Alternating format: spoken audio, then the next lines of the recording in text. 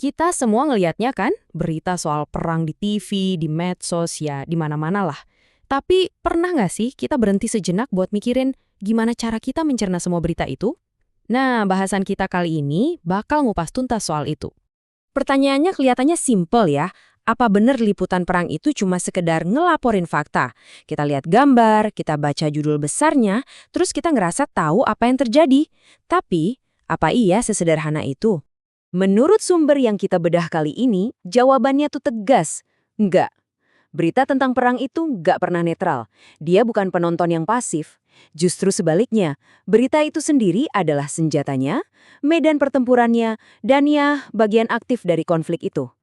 Jadi, gimana ceritanya berita bisa jadi perang? Inti gagasannya gini. Begitu sebuah laporan konflik dipublikasikan, laporan itu bukan lagi sekedar informasi, dia langsung berubah, jadi semacam alat. Dan alat ini, wah bahaya banget.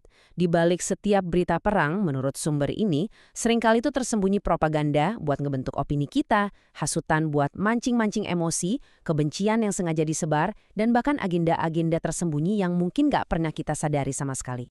Bahkan, lebih parah lagi, sumber ini bilang kalau berita perang itu udah jadi industri raksasa. Sebuah industri yang sayangnya banget dibangun di atas penderitaan orang lain. Nah, rantai eksploitasinya tuh kayak gini. Pertama, ada korban beneran yang ngalamin tragedi. Kedua, media datang dan ngemas penderitaan itu jadi konten, seringnya buat cari untung. Ketiga, ya kita ini, para penonton, yang mengonsumsi konten itu. Dan terakhir, para propagandis manfaatin perhatian kita semua buat nanemin narasi mereka. Jadi ini poin paling pentingnya. Sadar atau nggak sadar, kita ini jadi bagian dari mesin eksploitasi itu. Rasa penasaran kita, kemarahan kita, bahkan simpati kita, semuanya itu jadi bahan bakar buat industri yang cari untung dari tragedi. Sumber ini mengidentifikasi ada dua penyakit utama dalam cara kita memproses berita perang. Penyakit pertama adalah kecenderungan kita untuk milih kebohongan yang bikin kita merasa nyaman. Kita tuh ya, cenderungnya bukan nyari fakta, mau sepahit apapun itu. Sebaliknya, kita malah nyari informasi yang ngebenerin apa yang udah pengen kita percaya. Kita lebih seneng dengar kalau pihak kita menang, meskipun faktanya mungkin jauh lebih rumit dan menyakitkan. Kutipan ini, wah, ngena banget sih. Validitas sebuah berita bukan lagi diukur dari benar atau salahnya, tapi dari apakah berita itu mendukung tim kita atau enggak. Ini masalah logika yang serius banget. Dan ini cara-cara kita mempertahankan bias itu. Kalau ada fakta yang nggak kita suka, kita langsung kasih cap ke medianya. Antek asing lah, propaganda barat lah. Kita blokir sumbernya dan kita serang orang yang bawa beritanya, bukannya ngebahas isi beritanya. Oke, penyakit kedua. Dan yang ini, menurut sumbernya, nunjukin betapa rendahnya moral kita. Yaitu cara kita ngelihat perang cuma sebagai tontonan. Kayak pertandingan aja. Kita jadi supporter, kita milih-milih kubu, Rusia atau Ukraina, Israel atau Palestina, seolah-olah ini final Liga Champions. Kita sorak-sorai buat kemenangan, tanpa benar-benar mikirin kalau setiap kemenangan dalam perang itu artinya ada kematian dan penderitaan di pihak lain. Kita lupa ngelihatnya sebagai tragedi kemanusiaan. Dan ini benar-benar ilustrasi yang kuat banget. Sebelum satu prajurit pun gugur, yang pertama kali mati dalam perang itu adalah kebenaran dan rasa kemanusiaan kita.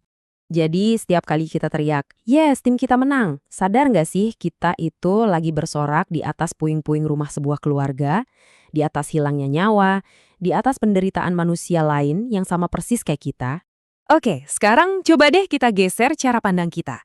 Berhenti melihat perang sebagai skor pertandingan, dan lihat perang sebagaimana mestinya, sebuah tragedi yang harganya nggak ternilai.